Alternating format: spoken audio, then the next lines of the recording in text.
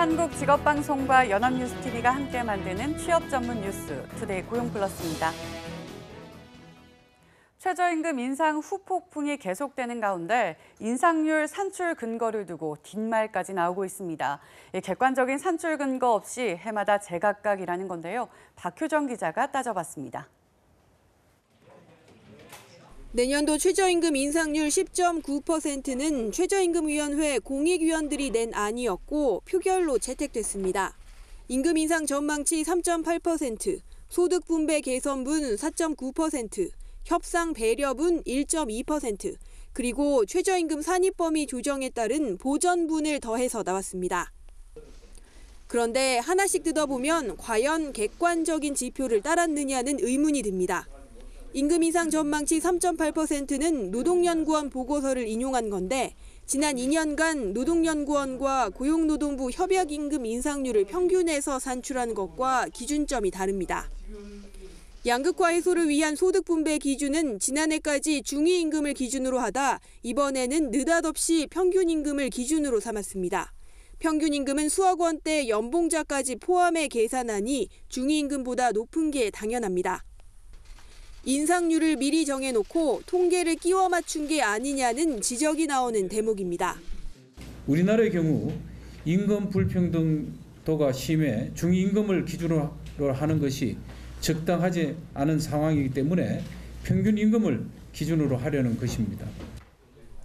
협상 배려분 1.2%포인트도 근거를 찾기 어렵습니다. 지난 2014년엔 0.1% 반영되다 2016년부터 1%대로 뛰었는데 이유는 알 수가 없습니다. 보다 상시화된 체제로 경제적인 평가에 기초한 최저임금 산출이 이루어지도록 하고 그 과정에서 보다 많은 계층들의 의견을 수렴하는 체제로 변화시켜 나가는 것이 필요할 것으로 생각됩니다.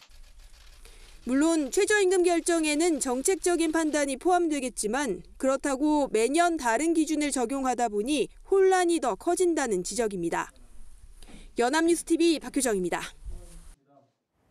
최저임금 인상에 반발하는 소상공인들이 최저임금위원회 공익위원들의 사퇴를 요구하며 농성을 예고했습니다. 나아가 노사 간 자율로 정하는 표준 계약서를 사용하겠다며 내년 최저임금을 수용하지 않겠다고 못 박았습니다. 정부는 대책 마련에 나서는 모습입니다. 이동훈 기자입니다. 소상공인업계가 류장수 최저임금위원회 위원장과 공익위원들의 사퇴를 촉구했습니다.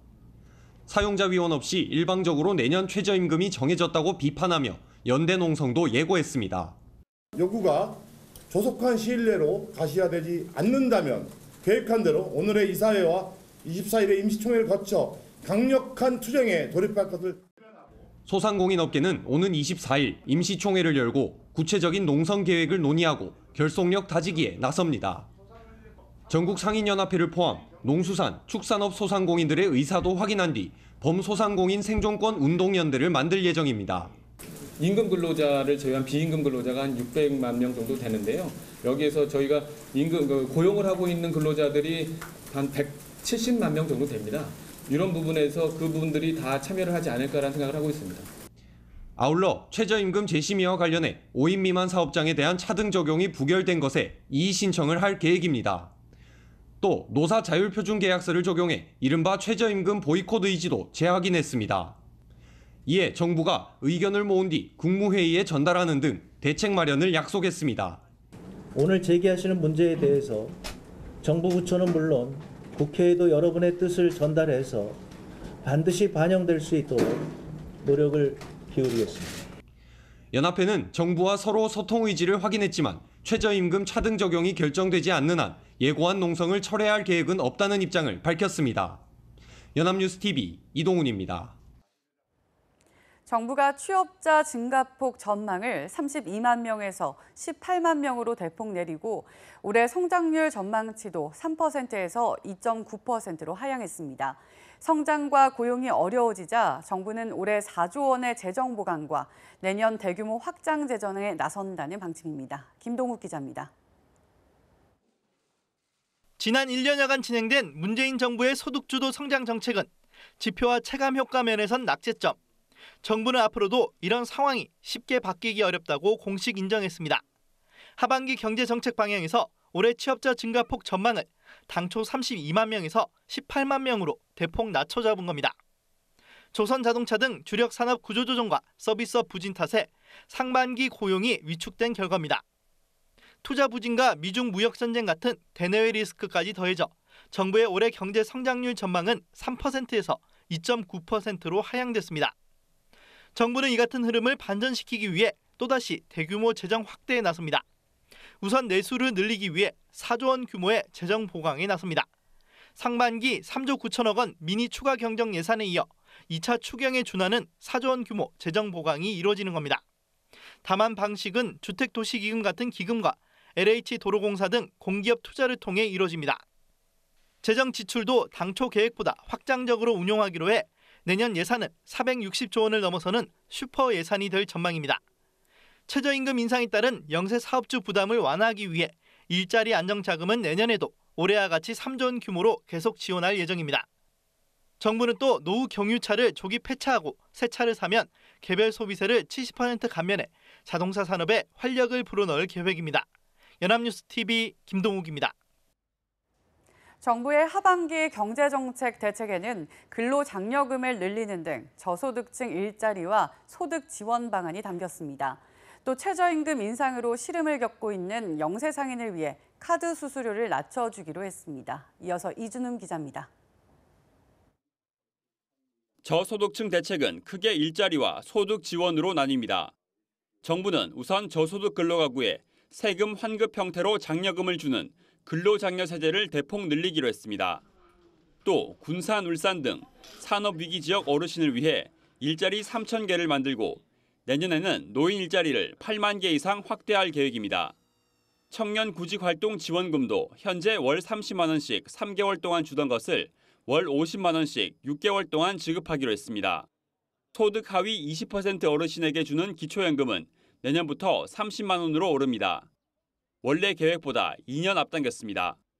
부양 의무자 가구에 소득 하위 70%의 장애인이나 노인이 있는 경우도 포함해 생계급여 지급 대상도 7만 명 늘립니다. 자활근로자 급여는 최저임금 대비 80%까지 인상합니다. 최저임금 인상으로 어려움을 겪는 영세상인을 위한 대책도 내놨습니다. 그 100만 원짜리 종량볼트를 팔면 카드 회사가 2만 5천 원을 가져가요. 5만 원이 남는데. 그리고 저희는 본사한테 5천 원을 줘야 돼요. 그럼 저희는 2만 원이 남거든요. 카드 회사가 저희보다 돈을 더 벌어요. 이달 말부터 소액 결제가 많은 편의점과 빵집 등의 카드 수수료를 낮추고 올해 안에 수수료 개편안을 마련하기로 했습니다. 현재는 상가를 빌리면 5년까지 계약갱신을 요구할 수 있지만 이를 10년까지 늘리는 등 임차인 보호 장치도 마련합니다. 국회도 상가임대차 보호법이나 가맹점법 등 관련 법안을 조속히 개정하기로 뜻을 모았습니다. 연합뉴스TV 이준음입니다. 더불어민주당과 정부가 저소득층 지원 대책을 발표했습니다. 내년부터 소득 하위 20%에 해당하는 노인들에게 30만 원이 지급되고 근로장려금 지급 대상과 지원 금액도 대폭 올리기로 했습니다. 나재현 기자가 보도합니다. 더불어민주당과 정부가 머리를 맞대고 저소득층 지원 대책을 쏟아냈습니다. 지난 1분기 소득 하위 20%의 가계소득이 역대 최악 수준으로 나빠진 것으로 나타났기 때문입니다. 문재인 대통령도 지난 5월 소득 분배의 악화는 우리에게 매우 아픈 지점이라면서 특단의 대책 마련을 지시했습니다. 이에 당정은 우선 저소득층의 일자리와 소득을 늘리는 데 총력을 기울이기로 했습니다. 먼저 소득이 낮은 가구에게 세금을 환급해주는 근로장려세제 지원 대상과 지원 금액을 대폭 올리는 데 합의했습니다. EITC 지원 대상과 지급액을 대폭 확대하도록 하겠습니다. 당정은 또 소득 하위 20% 노인에게 지급되는 기초연금을 내년부터 30만 원씩 지급하기로 결정했습니다. 기초연금의 경우 올해 9월에 25만 원 인상을 차질 없이 추진하고 소득 하위 20% 어르신에 대해서는 당초 계획보다 2년 앞당겨 19년부터 30만 원으로 조기 인상하기로 하였습니다. 사회에 처음 진출하는 청년에게 석 달간 30만 원씩 지급되는 구직활동 지원금은 50만 원으로 늘려 6개월간 지급하기로 했습니다. 아울러 하반기 경제를 활성화하기 위해 공기업 투자를 확대하고 기금 운영 계획을 변경해 수조 원 규모의 재정을 보강하기로 의견을 모았습니다. 당정은 조만간 추가 회의를 열고 최저임금 인상에 따른 영세 자영업자와 소상공인의 부담을 완화할 대책도 발표할 예정입니다. 연합뉴스TV 나재현입니다. 하늘 높은 줄 모르고 치솟던 수도권 곳곳의 전셋값이 요새는 떨어지고 있습니다. 공급량이 수요를 넘으면서 발생한 역전세난 때문인데요. 집주인은 물론 내려간 값에 집을 골라 잡을 것 같았던 세입자도 기존 전세가 안 빠져 고민입니다. 원인과 현황을 곽준영 기자가 짚어봤습니다. 서울 노원구 상계동의 한 아파트 단지. 작년 말부터 떨어지던 전셋값이 바닥까지 왔다던 관측과 달리 최근 2달 새 2천만 원이 또 떨어졌습니다. 집주인들은 만기가 된 세입자들에게 돈을 내주려고 전셋값을 낮춰서라도 내놔보지만 찾는 사람이 없습니다. 이른바 역전세난입니다. 전세에 손님이 별로 없으니까 만기 되신 분들은 혹시 세입자 이상하다고 그러면 대출받아서 이제 빼주는 경우도 있고. 지난달 서울 아파트 매매가 대비 전세가 비율은 65.4%. 재작년 6월보다 10%포인트 낮아졌습니다. 가장 다급한 것은 전세와 매매가가 비슷한 점을 이용해 소액으로 집을 사는 이른바 갭 투자에 나섰던 집주인들입니다. 피해는 세입자들에게도 돌아갑니다. 올 들어 지난달까지 주택도시보증공사가 전세금 반환보증 가입 세입자에게 집주인 대신 전세금을 내준 건수는 지난해의 4배에 달합니다. 하반기에도 수도권을 중심으로 그간 쌓인 입주 물량이 한꺼번에 풀리면서 전세값 하락 기조는 이어질 전망입니다. 전세 보증금을 되돌려받지 못하는 경우가 늘고 있기 때문에 전세 계약 전에 집주인의 대출금이라든지 전세가 비율을 꼼꼼히 따질 필요가. 전문가들은 물량 과잉 공급이 예상되는 일부 수도권과 지방에선 집값이 전세 보증금 이하로 떨어지는 속칭 깡통 전세가 나타날 가능성도 배제할 수 없다고 지적합니다. 연합뉴스TV 곽준영입니다. 독서는 물론 영화의 미술 감상까지 다양한 문화 체험을 할 수 있는 동네 서점이 속속 들어서고 있습니다. 경기도가 설 자리를 잃은 동네 책방을 지원한 결과 사랑방 역할을 하는 문화 공간으로 부활하고 있습니다. 보도에 강창구 기자입니다. 한적한 농촌에 창고처럼 생긴 건물.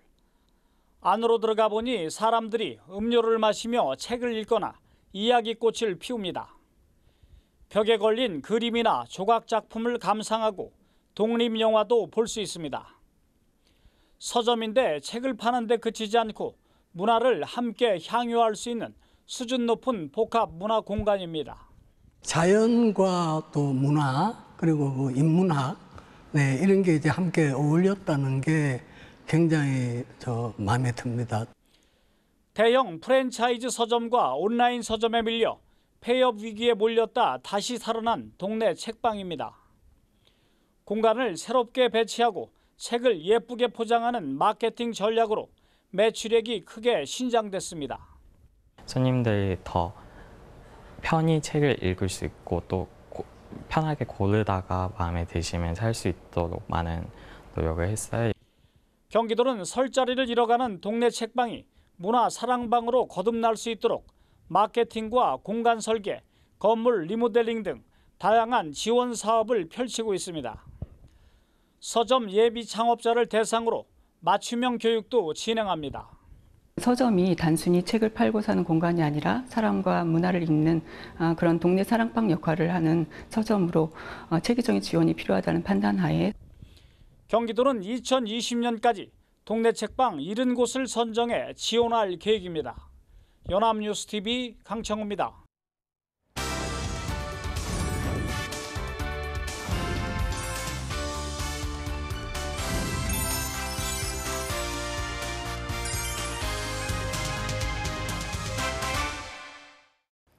사회적으로 핫한 이슈를 키워드로 알아보는 핫키워드 시간입니다. 안치영 아나운서 안녕하세요. 안녕하세요. 핫키워드 시간입니다. 8,350원, 바로 내년도 최저임금입니다. 하지만 노동계와 경영계 어느 한쪽도 만족하지 못하고 있어서 앞으로도 파장이 계속될 거라는 전망이 일고 있는데요. 현재 고용계의 가장 뜨거운 감자인 내년도 최저임금을 향한 각계의 반응을 살펴보겠습니다. 네, 15차례나 전원회의가 열렸잖아요. 이렇게 수차례 회의가 열렸음에도 이 노동계와 경영계 중 어느 한쪽의 합의도 이끌어내지 못했다는 점 참 안타깝습니다. 그렇습니다. 이 내년도 최저임금이 결정되기까지 여러 우여곡절이 있었는데요. 가장 대표적인 사건이 사용자 위원들의 보이콧 선언입니다. 사용자 위원들은 5인 미만 소상공인 사업장에 대해선 최저임금을 차등 적용해야 한다고 주장했지만 안건이 부결되자 최저임금 상의에 불참을 했는데요. 결국 근로자위원 5명, 공익위원 9명 등 총 14명만 참석한 채 8,680원 안은 6표, 8,350원 안은 8표를 얻어서 공익위원들이 제시한 안으로 확정되어 내년도 최저임금은 올해보다 10.9% 오른 8,350원으로 결정됐습니다. 그렇군요. 이 경영계에서 이처럼 최저임금 인상에 보수적이었던 이유는 무엇 때문일까요? 네, 최저임금이 큰 폭으로 오르면 영세 또 중소기업과 소상공인의 부담이 가중된다는 겁니다. 이미 작년에 최저임금이 16.4%나 오르며 영세, 중소기업들이 힘든 상황에 빠졌는데 2년 연속으로 임금폭이 2자릿수나 오르면 줄도산이 이어질 수 있다는 건데요. 소상공인 연합회에 따르면 현재 소상공인 월평균 영업이익은 209만 원으로 근로자 평균 급여 329만 원의 64% 수준이라고 합니다. 이 같은 상황에서 내년 최저임금이 10.9% 인상되면 평균 영업이익은 200만 원 아래로 떨어질 것으로 분석하고 있는데요. 연합회는 최저임금이 결정된 직후 즉각 성명을 내고 최저임금이 불과 1년 만에 29%나 올랐는데 과연 1년 만에 매출이 29% 이상 늘어난 소상공인 업체가 얼마나 되는지 관계당국에 묻고 싶다며 소상공인 모라토리엄, 즉 최저임금 불이행을 실행으로 옮길 것이라고 밝혔을 정도로 최저임금에 심각한 우려를 표시하고 있는 상황입니다. 네, 작은 물가 변동에도 경영에 큰 영향을 받는 영세, 중소기업이나 소상공인에겐 이번 최저임금 인상이 큰 타격으로 작용할 수 있을 것 같습니다. 그렇다면 노동계에서는 이 같은 경영계의 목소리에도 최저임금을 10,000원 이상 올리고자 했던 이유는 무엇일까요? 네, 노동계에도 나름의 근거가 있습니다. 지난 5월 개정된 최저임금법에는 기존 최저임금 산입 범위에 없었던 정기상여금과 복리후생비가 새롭게 추가되며 이로 인해 저임금 노동자들의 최저임금 인상 효과가 사라졌기 때문이라는 건데요. 이것을 고려하면 실질 인상률은 3.2에서 8.2% 수준이라는 겁니다. 그래서 민주노총 역시 최저임금이 정해진 직후 즉각 성명을 내고 외형상 2자릿수 인상이지만 산입범위 확대로 실질 인상 효과는 한 자릿수에 불과하다며 최저임금에 불만을 표시했습니다. 네, 노동계 역시 최저임금을 10,000원 이상으로 올리고자 했던 데에는 나름의 이유가 있었네요. 정말 어려운 문제 같은데요. 그럼 이에 대한 정부의 입장은 어떤가요? 네, 정부도 난감하기는 마찬가지입니다. 문재인 대통령의 공약대로 2020년까지 최저임금을 10,000원으로 올리려면 2019년과 2020년 최저임금 인상률을 각각 15.2%로 잡아야 하는데 최근 경제 상황을 고려해서 내년도 인상률이 10.9%로 결정된 겁니다. 그렇다면 2020년까지 최저임금을 10,000원으로 올리려면 2020년엔 인상률을 20%로 결정해야 한다는 건데요.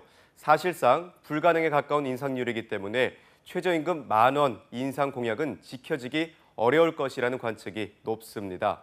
이 같은 상황에서 정부는 노동계와 경영계를 모두 달랠 수 있는 방안까지 내놔야 하는 부담을 떠안게 된 거죠. 네, 게다가 무역 전쟁과 세계 경기 불황으로 올 하반기나 내년 경제 성장률조차 하향 조정해야 하는 상황이기 때문에 정부 역시 난감하기는 마찬가지일 것 같습니다. 이렇게 각계에서 이번 최저임금 인상 결과에 대한 불만이 나오고 있는 상황인데요. 내년도 최저임금이 다시 조정될 가능성도 있을까요? 네, 저도 그 점이 궁금했는데요. 최저임금은 다음 달 5일까지 김영주 고용노동부 장관 고시로 확정되면 당장 내년 1월 1일부터 효력이 발생합니다.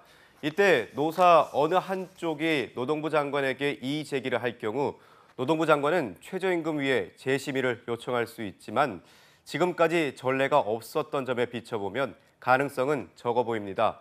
전문가들은 최저임금이 노사 모두에게 효과적으로 정착되기 위해서는 상가 임대차 보호, 카드 수수료 인하보다 효과적인 보완책이 필요하다고 지적하고 있습니다. 네, 소득 주도의 경제 성장 정책을 기조로 최저임금이 인상되고 있지만 정작 어느 한쪽도 만족시키지 못하는 상황입니다. 물론 원인은 다양합니다. 경기 침체와 수출 둔화, 세계 무역 전쟁 등 여러 가지 변수가 우리 경제에 영향을 미치고 있기 때문인데요.